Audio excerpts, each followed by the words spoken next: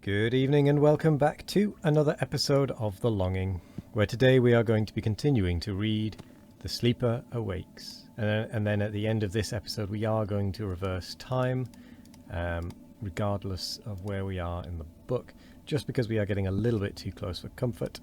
So yeah, anyway, let's get going. But, sire, we simply could not stand that stuff without the purple, said Asano. In your days people could stand such crudities. They were nearer the barbaric by 200 years. They continued along one of the lower galleries of this cloisonne factory, and came to a little bridge that spanned a vault. Looking over the parapet, Graham saw that beneath was a wharf under yet more tremendous archings than any he had seen. 3 barges, smothered in flowery dust, were being unloaded of their cargoes of powdered felspar by a multitude of coughing men, each guiding a little truck. The dust filled the place with a choking mist and turned the electric glare yellow. The vague shadows of these workers gesticulated about their feet and rushed to and fro against a long stretch of whitewashed wall. Every now and then one would stop to cough. A shadowy, huge mass of masonry rising out of the inky water brought to Graham's mind the thought of the multitude of ways and galleries and lifts that rose floor above floor overhead between him and the sky. The men worked in silence under the supervision of 2 of the labour police. Their feet made a hollow thunder on the planks along which they went to and fro. And as he looked at this scene, some hidden voice in the darkness began to sing. "Stop that," shouted one of the policemen, but the order was disobeyed, and first one and then all the white-stained men who were working there had taken up the beating refrain, singing it defiantly. The song of the revolt. The feet upon the planks thundered now to the rhythm of the song. Tramp, tramp, tramp. The policeman who had shouted glanced at his fellow, and Graham saw him shrug his shoulders. He made no further effort to stop the singing. And so they went through these factories and places of toil, seeing many painful and grim things. That walk left on Graham's mind a maze of memories, fluctuating pictures of swathed halls and crowded vaults seen through clouds of dust, of intricate machines, the racing threads of looms, the heavy beat of stamping machinery, the roar and rattle of belt and armature, of ill-lit subterranean aisles of sleeping places, illimitable vistas of pinpoint lights. Here was the smell of tanning, and here the reek of a brewery, and here unprecedented reeks. Everywhere were pillars and cross-archings of such a massiveness as Graham had never before seen. Thick titans of greasy, shining brickwork crushed beneath the vast weight of that complex city world.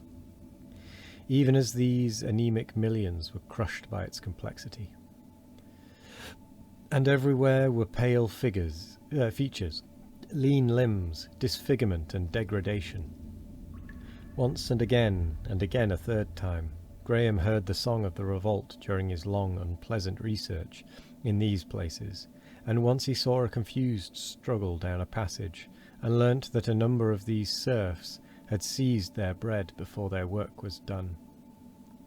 Graham was ascending towards the ways again, when he saw a number of blue-clad children running down a transverse passage, and presently perceived the reason of their panic in a company of the labour police armed with clubs, trotting towards some unknown disturbance. And then came a remote disorder. But for the most part this remnant that worked hopelessly. All the spirit that was left in fallen humanity was above in the streets that night, calling for the master, and valiantly and noisily keeping its arms. They emerged from these wanderings and stood blinking in the bright light of the middle passage of the platforms again. Excuse the yawn. They became aware of the remote hooting and yelping of the machines of one of the General Intelligence officers, and suddenly came men running, and along the platforms and about the ways everywhere was a shouting and crying. Then a woman with a face of mute white terror, and another who gasped and shrieked as she ran. "What has happened now?" said Graham, puzzled, for he could not understand their thick speech. Then he heard it in English and perceived that the thing that everyone was shouting, that men yelled to one another, that women took up screaming, that was passing like the first breeze of a thunderstorm, chill and sudden through the city, was this: "Ostrog has ordered the Black Police to London. The Black Police are coming from South Africa. The Black Police! The Black Police!" Asano's face was white and astonished. He hesitated, looked at Graham's face, and told him the thing he already knew. "But how can they know?" asked Asano. Graham heard someone shouting, "Stop all work! Stop all work!" And a swarthy hunchback, ridiculously gay in green and gold, came leaping down the platforms toward him, bawling again and again in good English. "This is Ostrog's doing. Ostrog the knave. The master is betrayed." His voice was hoarse, and a thin foam dropped from his ugly shouting mouth. He yelled an unspeakable horror that the Black Police had done in Paris, and so passed shrieking, "Ostrog the knave." For a moment Graham stood still, for it had come upon him again that these things were a dream.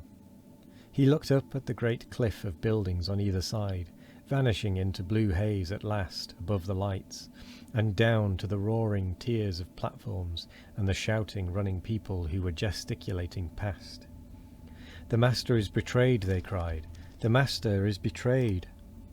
Suddenly the situation shaped itself in his mind, real and urgent. His heart began to beat, fast and strong. "It has come," he said. "I might have known. The hour has come." He thought swiftly. "What am I to do?" "Go back to the council house," said Asano. "Why should I not appeal? The people are here." "You will lose time. They will doubt if it is you, but they will mass about the council house. There you will find their leaders. Your strength is there, with them. Suppose this is only a rumour." "It sounds true," said Asano. "Let us have the facts." And with that, we're going to get at least 1 minute's worth of rewinding time in at the end of this episode. So we are going to get the rewinding going with the blue fire.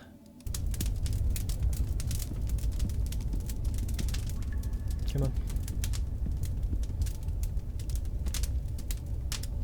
Right. Reverse time.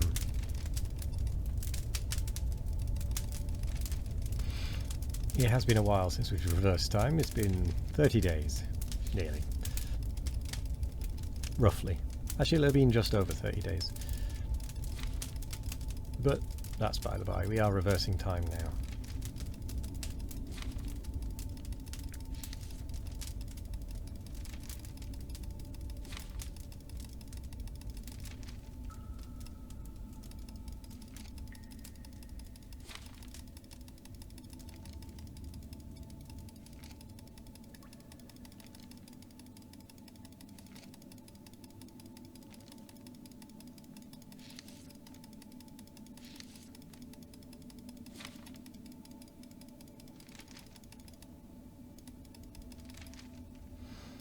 Good. We can probably... we can get one more in. We're going to need at least one more time reversal before we can finish the book anyway. So we might as well do it now, I suppose, and just run a little over the 10 minutes. It's not the end of the world.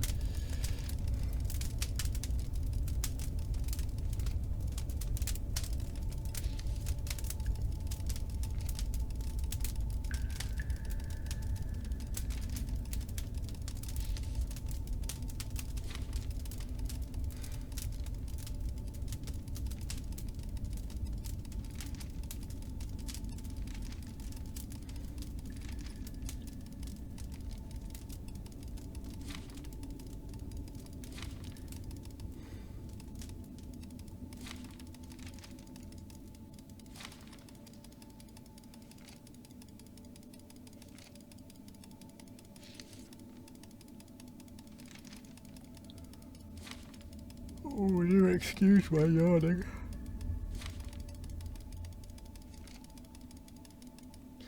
Okay, well, we made it most of the way back. That should be enough to at least see us through this book. So I will say thank you very much for joining us today. I hope you all have a wonderful morning, evening, afternoon or night. No matter what time of day it is, I hope you all have a wonderful one of it. And as always, we will be back tomorrow for more of The Longing. Goodbye.